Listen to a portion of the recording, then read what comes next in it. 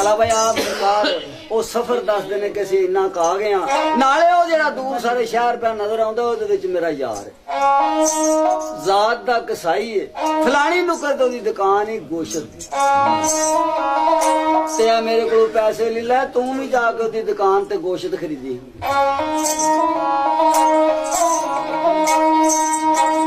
ते उत्थे क्या कोई गलबात बनी जां तेनू पुछे किसे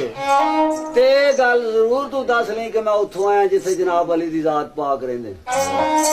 ए ना आखी कि सरकार मेरे नाल ही आए आला भाई सरकार दस दे ने कि असीं किन्ना क सफर आ गए